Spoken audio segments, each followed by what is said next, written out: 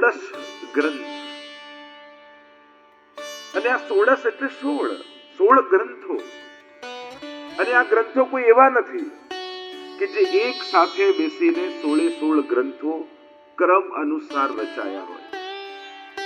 જુદા જુદા સ્થાનોમાં, જુદા જુદા સમયમાં, જુદા જુદા વૈષ્ણવને નિમિત્ત કરી અને આ 16 ગ્રંથની રચના થઈ છે. અને પ્રાય આપણે ત્યાં પાઠના ક્રમમાં 16 ગ્રંથમાંથી ઓછામાં ઓછો એક ગ્રંથ બીજું કાંઈ ન કરતા હોય તો યમનાષ્ટક અવશ્ય કરતા હોય. અને જે કાંઈ નહીં કરતા હોય આજ પછી યમનાષ્ટક તો કરશે જેવો વિશ્વાસ રાખો. કૃષ્ણાશ્રય બહુ જ ચિંતા થઈ જાય તો નવરત્ન, ઘણા અમુક નામોના આપણને ગ્રંથોના નામ પરિચય છે, પણ 16 ગ્રંથોમાં એવા દિવ્ય અને અદભુત ગ્રંથો છે. કારણ કે આ 16 ગ્રંથ કેવલ પાઠથી તમારા સંજોગોને નહીં બદલે, પણ એમાં જે ઉપદેશ અને વિચાર છે ને, કદાચ સંજોગો નબળા હશે ને, પણ મહાપ્રભુજીના વિચારોને હૃદયમાં ધારણ કર્યા હશે ને, તો મહાપ્રભુજી તમારી સમજ ઉત્તમ કરી નાખે. અને સંજોગોને બદલીને સુખી થવા કરતા સમજને બદલીને સુખી થાઓ ને, તો એ સુખ જીવનમાંથી ક્યારે જશે. અને એ કાર્ય 16 ગ્રંથ કરશે. લૌકિકતાની વચ્ચે પણ વૈષ્ણવતાને કેમ જીવી લેવાય, એ કળા 16 ગ્રંથમાં છે. કે જીવવું તો લૌકિકમાં જ પડે છે, સંસારમાં જ પડે છે. ક્યાં બધાને છોડીને જવાના, અને છોડીને જવું કોઈ અંત થોડી હોય છે. નવી ચિંતાઓની શરૂઆત હોય છે. માણસ ક્યાંકથી ભાગવાનો બી પ્રયાસ કરે તો એ કોઈ અંત થોડી છે. એ પછી નવા પ્રકારની ચિંતાઓ લઈને, જેના મનમાં લૌકિકતા વસેલી છે એ દુનિયાના કોઈ પણ ખૂણે જતો રહે, એ લૌકિક ચિંતાઓથી ક્યારે મુક્ત થવાનો જ નથી. પણ લૌકિકતા એટલે 16 ગ્રંથ એટલે કામનાઓમાંથી કાઢી ભાવનાઓની જગતમાં જવાનો રસ્તો. આપણે બધા જ અનેક કામનાઓથી ગ્રસિત છીએ, અને જહાં તક કામનાएं हैं वहां तक उद्वेग, चिंता, क्लेश, प्रपंच, दुख जीवन में लगा ही रहेगा. क्योंकि कामनाएं हैं, और कोई कहां दुखी करता है, हमारी कामना ही तो हमको दुखी देती है. तो जहां तक कामनाएं हैं वहां तक दुख है. बस उसी कामनाओं को महाप्रभु जी भावनाओं में रूपांतरित कर देंगे. फिर स्वयं के लिए कामनाएं नहीं रहेंगी, फिर हरेक इच्छा भगवत सुखार्थ होगी. हरेक विचार प्रभु का दिया हुआ प्रसाद लगेगा. देखो प्रभु ने ये विचार दिया, प्रभु ने ये सोच दी, પછી તો આવો વિચાર આવવા લાગે કે મારા જીવનનો કંટ્રોલ ભગવાનના હાથમાં છે, મારા પ્રત્યેક વિચાર પ્રભુ પ્રદત્ત છે એવો અનુભવ થવા લાગે. અને જ્યારે આવો અનુભવ થવા લાગે ત્યારે આ મહાપ્રભુજીના વિચારો નિજેચ્છાતઃ કરિષ્યતિ તથૈવ તસ્ય લીલેતિ. કારણ કે આ શબ્દો નથી, આ જીવનની સૌથી મોટી સમજ છે, સોચ છે. શબ્દો તો ભૂલી જવાય, અને સાંભળેલા શબ્દો સંજોગો સમયે ક્યાં કામ લાગે.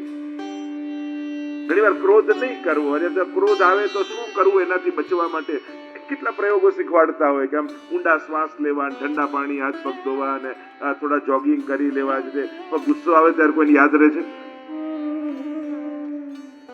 શબ્દો એક કર્ણને લાગેલા શ્રાપ જેવા.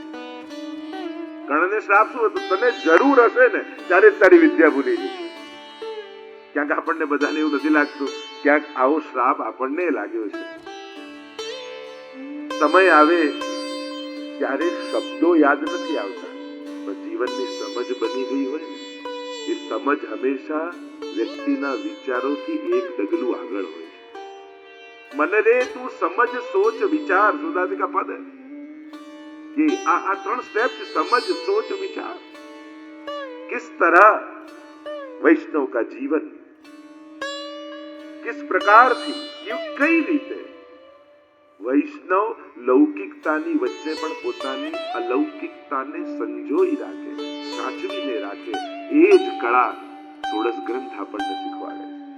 એટલે ષોડશ ગ્રંથને કેવલ પાઠ પૂરતું મર્યાદિત ન કરી દે. પાઠ તો કરવો જ જોઈએ, સમજાય નહીં તોય કરવો જોઈએ. ઘણી વાર લોકો એમ કે સમજાય નહીં તો કરવાનો શું અર્થ? અરે દવામાં શું હોય આપણને થોડી ખબર છે, ખાઈએ તો રોગ જાય. ભગવદ નામ ક્યારે પણ નકામું નથી થતું. અજ્ઞાનાદ અથવા જ્ઞાનાદ ઉત્તમ શ્લોક નામ યત. જ્યારે કોઈ અજ્ઞાની દોષોથી ભરેલો ભાવનાઓ નહીં પણ દુર્ભાવનાઓ લઈને આવે ને ત્યારે ઠાકોરજી શું કરે? જો પૂતનાની કથામાં ભગવાને શું કરે? પૂતના આવી ટાંક બંધ કરી દીધી. તું કયા ભાવે આવે મારે જોવું જ નથી, તું કયા વિચાર લઈને આવે મારે જોવું જ નથી. બસ મારી પાસે આવ્યો ને હું તો તારો ઉદ્ધાર કરીશ. और इसलिए जब पूतना आई तो प्रभु ने नेत्र मूंद लिए. કારણ કે જ્યારે ભગવાન પાસે જાય ત્યારે માણસ 100 વાર વિચાર કરે, ઓ હમણાં આમ જવાય, આ રીતે વિચારમાં જવાય, આ રીતે જવાય. ત્યારે માણસને અનેક પ્રકારના વિચારો આવે છે. ભગવાન પાસે ઉભા રહીએ ત્યારે ભગવાન સિવાયના બધા વિચાર આવી જાય. આપણી તકલીફ જ એ છે, જેને મળવા ગયા છીએ, જેના દર્શન કરવા ગયા છીએ, એના સિવાય બધું જ યાદ આવી જાય. તો પ્રભુને કોઈ વાંધો નથી તમારી સાથે. પ્રભુએ ક્યાં એવી શરત રાખી છે કે ઉત્તમનો જ સ્વીકાર કરવો?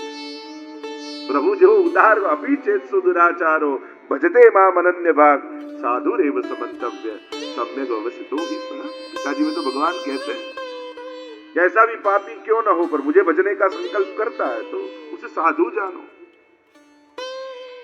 पाप अपराध दोष माणस પોતાની જાતે નિવારી શકતો નથી. પાપથી મુક્તિની એક જ જગ્યા છે, એ છે ભગવાનનું શરણ. ગંગાજી પણ પાપથી મુક્ત કેમ કરે છે? સામર્થ્ય ક્યાંથી આવ્યું? એ જળમાં સામર્થ્ય છે. ક્યાંથી સામર્થ્ય આવે છે? એ જળ પ્રભુના ચરણોं પરથી વહેતું વહેતું આવે. और चरणोदक है, चरणों का स्पर्श करके निकला हुआ वह जल हमारे सभी पापों से हमको मुक्त कर सकता है. इस सामर्थ्य ચરણથી પ્રાપ્ત થયું. અને એટલા માટે આ 16 ગ્રંથ તમારી કામનાઓને ભાવનાઓમાં ફેરવી દેશે. એ જ સંસાર, એ જ લૌકિકતા, એ જ વ્યવહાર બધું જ રહેવાનું. મહાપ્રભુજી જાણે છે જીવને. એટલે મહાપ્રભુ વ્યાવૃત્તોપી હરવ ચિત્તમ, વ્યાવૃત્તિ ધંધો નોકરી છોડી નથી શકવાના. તો શું ભગવાનને ભજવા જ નહીં? કે ના કરો, ચિત્ત હરિમાં રાખો, પ્રભુમાં રાખો. બીજું કાંઈ નહીં. ચિત્તે નથી રહેતું તો જે સેવા કરે છે ને એની ચિંતા કરો ને તોય ઉદ્ધાર થઈ જાય. ભાઈઓ માટે ઘણી વાર મારે ચોખવટ કરવી પડે. તમે નોકરી ધંધો કરવા જાઓ, જે ચિત્ત તો હરિમાં રહેતું નથી, પ્રભુમાં રહેતું નથી, વાંધો નહીં. જે સેવા ઘરમાં કરે છે ને એની ચિંતા કરો.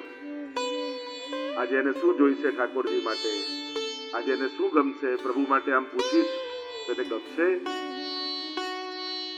ભલે ભાવ ન હોય છતાંય બે સારા શબ્દો બોલવામાં શું જાય?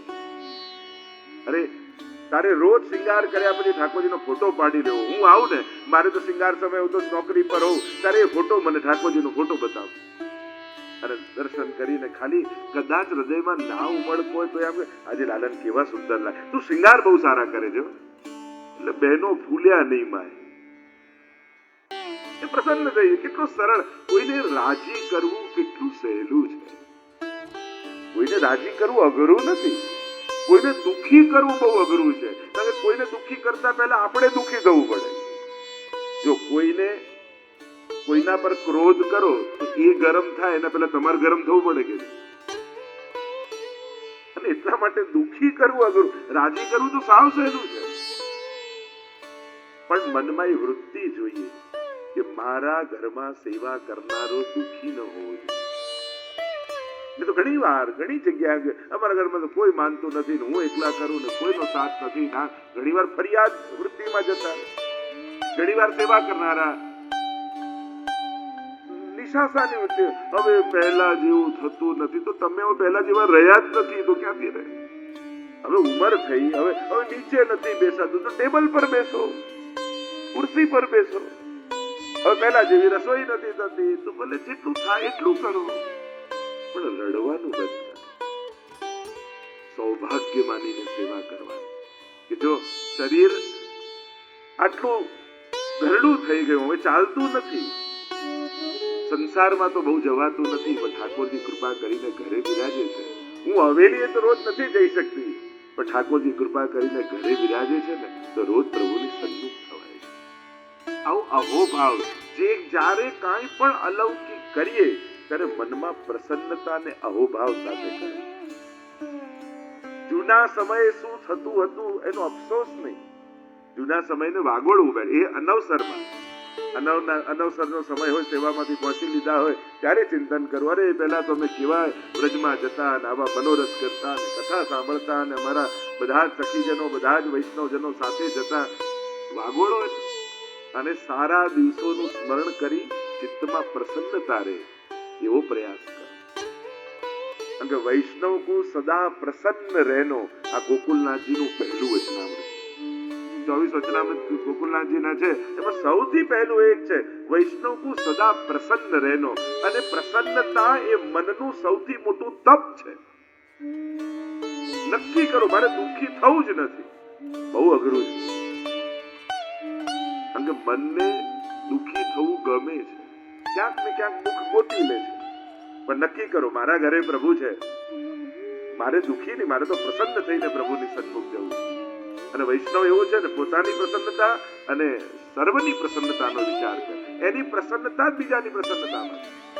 તો જે ચર્ચા આપણે કરી રહ્યા છે, આજે લાંબી યાત્રા છે 16 ગ્રંથોની, 16 ગ્રંથની જે ચર્ચા કરી રહ્યા છે, આ 16 ગ્રંથ યમનાષ્ટકથી લઈ સેવા પર, યમના બાલ મુક્તાશ્ચ પુષ્ટિ સિદ્ધાંત રત્નમ વિવેક કૃષ્ણ ચતુર્ભક્તિ જપસન્યાની સેવના, આ એક શ્લોકમાં 16 ગ્રંથ. તમે આ એક શ્લોક યાદ કરો ને તો 16 ગ્રંથોનું સ્મરણ થઈ જાય.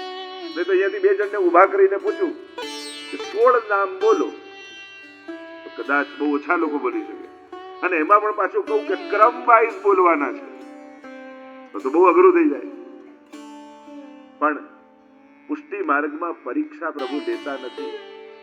પ્રભુ તો ભક્તોની પ્રતીક્ષા કરતા હોય છે કે તું જેવો પણ છો મારી પાસે આવ. અન્ય જગ્યાએ શુદ્ધ થઈ પછી શરણાગતિ છે, આપણે ત્યાં તો શરણાગતિ પછી શુદ્ધિ છે. પ્રભુ સ્વીકારીને શુદ્ધ કરે છે.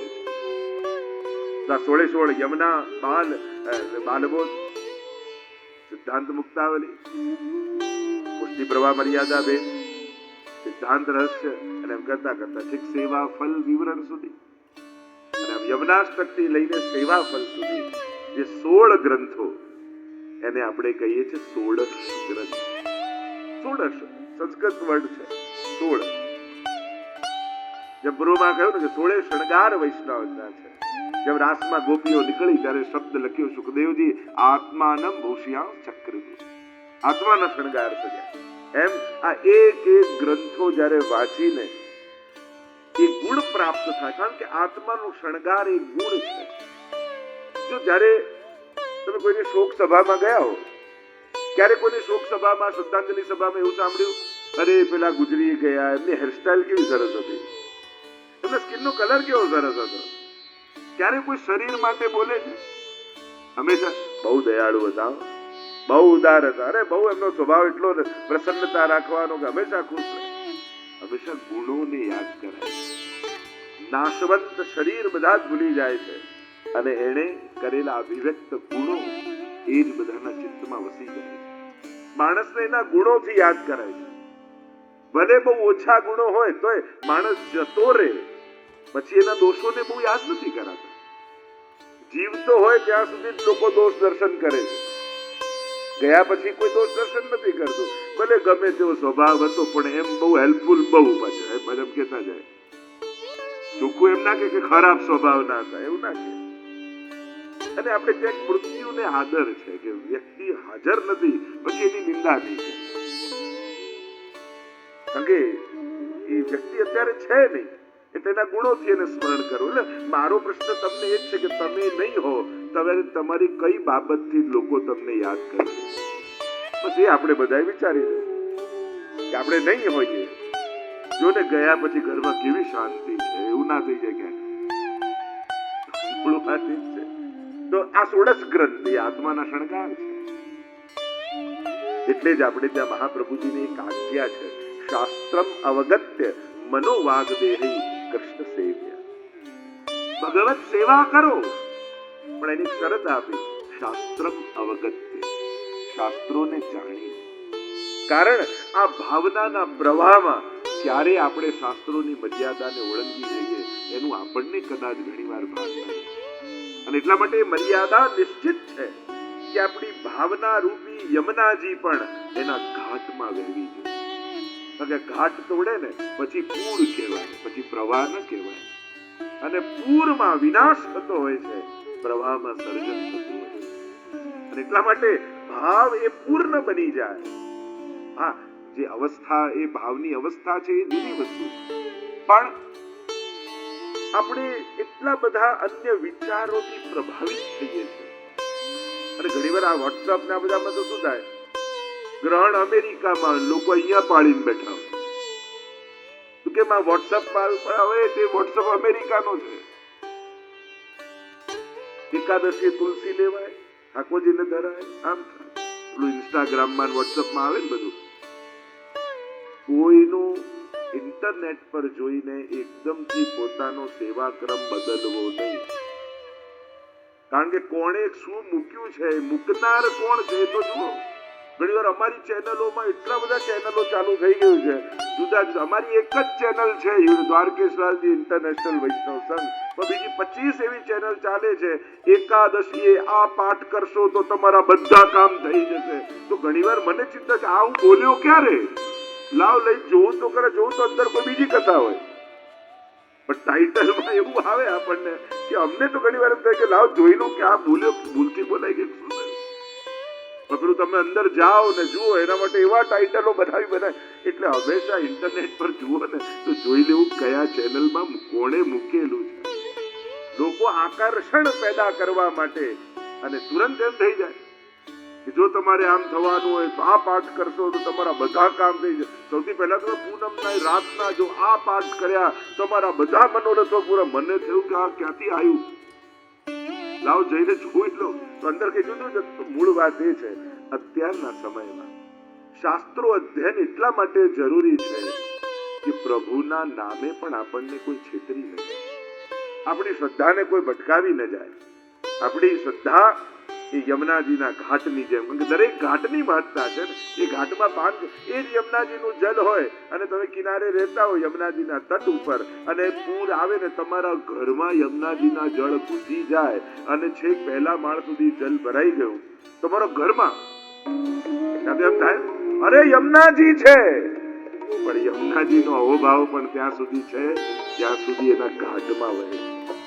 જ્યારે ઘાટની મર્યાદાઓ ઓળંગીને ઘર સુધી ઘૂસી જાય અને વિનાશનું સ્વરૂપ થઈ જાય, પછી વંદનીય નથી રહેતા. પછી તો લોકોએ કહે છે કાઢો, કારણ કે પછી ઘાટની બહાર એ પછી પ્રવાહ, એ પછી પૂર બની જાય, પ્રવાહ નથી રહેતો, વંદનીય પ્રવાહ છે. અને એટલા માટે શાસ્ત્રમ અવગત્ય, શાस्त्रों को जान कर, मनोवाग देही, मनवाणी कर देती, કૃષ્ણ સેવ્ય, કૃષ્ણની સેવા કરે. એટલા માટે આ શાસ્ત્રને જાણવું જરૂરી છે.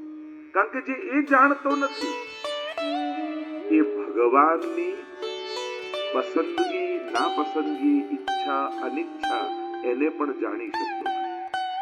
અને એટલા માટે ઘણીવાર લોકોને એમ થાય કે અમે કઈ બહુ શાસ્ત્ર ભણીએ ને એ મને અનુકૂળતા નથી. શ્રદ્ધાને તો વંદન જ, પણ મહાપ્રભુજીની આજ્ઞા છે. અને એમની આજ્ઞા થકી ઘણા વડીલોને મેં જોયા સંસ્કૃત ના આવડતું છતાં પાઠ કરતા હોય, પણ એ આજ્ઞાને સમજી પાઠ કરવા, જાણવા, સમજવું એ આવશ્યક છે, કરવું જોઈએ. પ્રભુ કોઈ દિવસ પૂછવાના નથી કે યમુનાષ્ટક સ્પષ્ટ બોલ, ભૂલ કર્યા વગર યમુનાજી કે તો તારા ઉપર કૃપા કરું, એવું યમુનાજી નથી કહેવાના. સેવક તરીકે અમુક ધર્મો ને ફરજો આપણી હોય છે.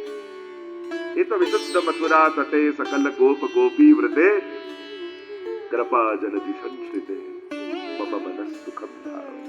યમુનાજી તો અડધા શ્લોકથી કૃપા કરી છે. પ્રભુ તો મિશ્રીથી એ રાજી થઈ જાય. એનો અર્થ એ નથી થતો કે મિશ્રિત ધર્મ. એની પ્રસન્નતા, એની ઉદારતા, એની કરુણા એ આપણો હક નથી થઈ જતો. આપણે તો વૈષ્ણવની ફરજનો વિચાર કરો કે એક વૈષ્ણવની ફરજ શું હોય.